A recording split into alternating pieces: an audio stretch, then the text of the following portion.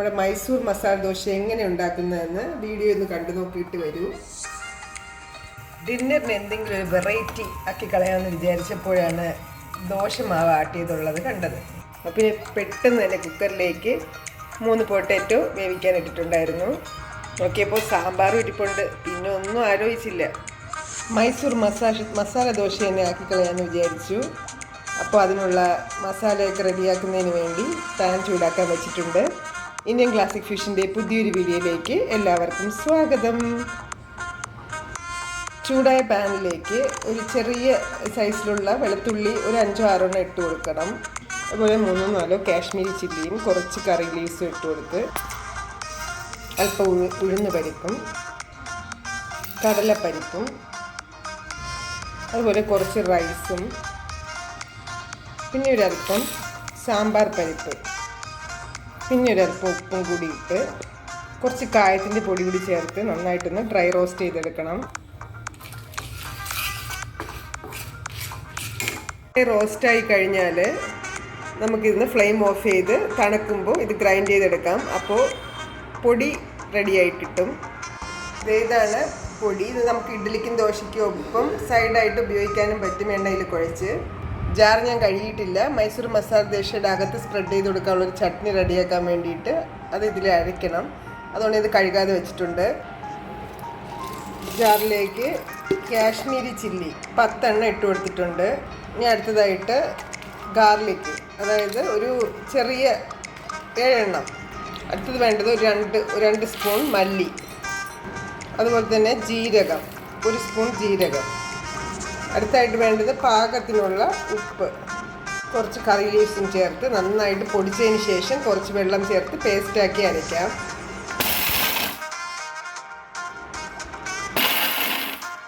ചൂടായ പാനിലേക്ക് ഫില്ലിങ്ങിന് ആവശ്യമായിട്ട് മസാല റെഡിയാക്കാൻ ഓയിൽ ഒഴിച്ച് കൊടുത്ത് ചൂടായ ഓയിലിലേക്ക്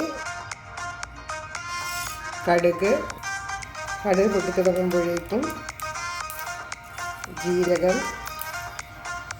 ഒരല്പം ഉഴുന്ന് പരിപ്പ്, അതുപോലെ തന്നെ കടലപ്പരിപ്പ്, കുറച്ച് പൊട്ട് കടല, ഇത്രയും കൂടി ഇട്ട് മൂപ്പിക്കണം. ഇതിലേക്ക് അല്പം കറിവേപ്പിലയും ചെറുതായി അരിഞ്ഞ ഇഞ്ചിയും പച്ചമുളകും ചേർത്ത് ഒരല്പം കായത്തിൻ്റെ പൊടിയും കൂടി ചേർത്ത് നന്നായിട്ട് വഴറ്റണം. ഇത് മൂത്ത് കഴിഞ്ഞാൽ നമുക്ക് ചെറുതായിട്ട് അരിഞ്ഞ സവാള ചേർത്ത് വഴറ്റാം. ഇതിലേക്ക് ഒരല്പം ഉപ്പ് കൂടി ചേർത്ത് വേണം വഴറ്റിയെടുക്കാനായിട്ട്.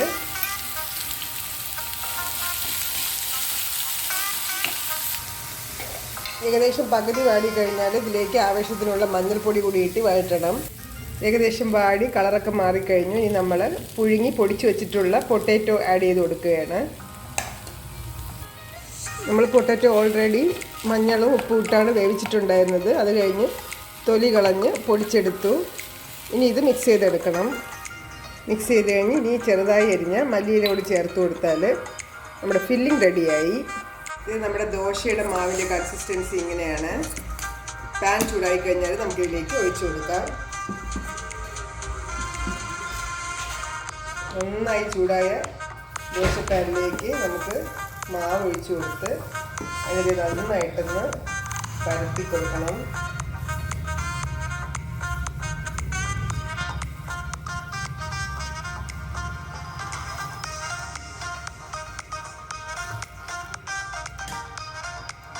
പകുതി ആയി കഴിഞ്ഞാൽ നമുക്കിതിലേക്ക് ഓയിൽ അല്ലെങ്കിൽ ഗീ ഒഴിച്ചു കൊടുക്കണം. ഗീയാണ് കുറച്ചുകൂടി ടേസ്റ്റ് കൂടാൻ നല്ലത്. ഗീ ഒഴിച്ചു കഴിഞ്ഞാൽ ഫ്ലെയിം മീഡിയത്തിലോട്ട് മാറ്റണം. എങ്കിൽ നല്ലവണ്ണം മൊരിഞ്ഞ് കിട്ടുള്ളൂ.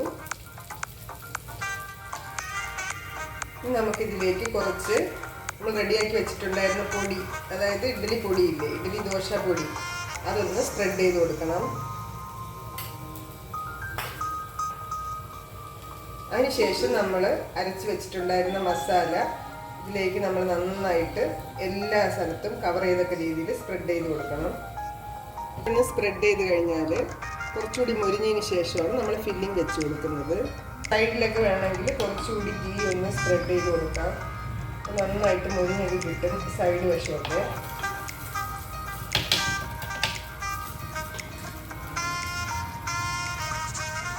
നന്നായി മുരിഞ്ഞു കഴിഞ്ഞാൽ ഒരു സൈഡിൽ നമ്മളത് ഇതുപോലെ നമ്മുടെ പൊട്ടാറ്റോ ഫില്ലിങ് വെച്ച് കൊടുക്കണം.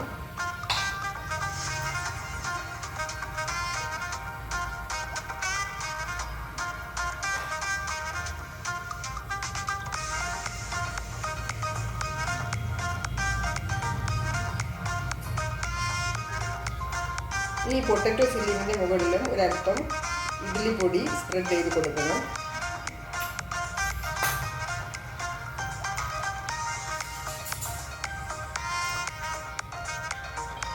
ഈ പതിയെ നമ്മുടെ ഒരു സൈഡ് ഇങ്ങനെ സൈഡിലേക്ക് ഫോൾഡ് ചെയ്ത് കൊടുക്കണം. ഇത് കണ്ടോ, ബാക്ക് വശമൊക്കെ നന്നായി മൊരിഞ്ഞിട്ടുണ്ട്. ഇനി ഇതിലേക്ക് നമ്മളെന്താണ് ഒരല്പം ഗീ കൂടി മെൽറ്റ് ചെയ്ത് ഒഴിച്ചു കൊടുക്കണം. സ്പൂണിൽ ഇപ്പോൾ വിൻ്റർ സീസൺ ആയതുകൊണ്ട് തന്നെ ഗീയൊക്കെ നല്ലവണ്ണം കട്ട പിടിച്ചിരിപ്പുണ്ട്. അപ്പം സ്പൂൺ വെച്ചിങ്ങനെ ചൂടാക്കി കൊടുക്കുമ്പോൾ തന്നെ നന്നായിട്ട് ഉരുകി കിട്ടും. അതിനെങ്ങനെ സ്പ്രെഡ് ചെയ്ത് കൊടുത്താൽ മതി. അവിടെ നിന്ന് നമുക്കിത് പാനിൽ നിന്ന് മാറ്റാം. ഇത് സൂപ്പർ ടേസ്റ്റി ആയിട്ടുള്ള മൈസൂർ മസാല ദോശയും അലോങ് വിത്ത് നല്ല സൂപ്പർ ടേസ്റ്റി സാമ്പാറും റെഡി ആയിട്ടുണ്ട്. നമുക്കിനി കഴിച്ചു നോക്കാം.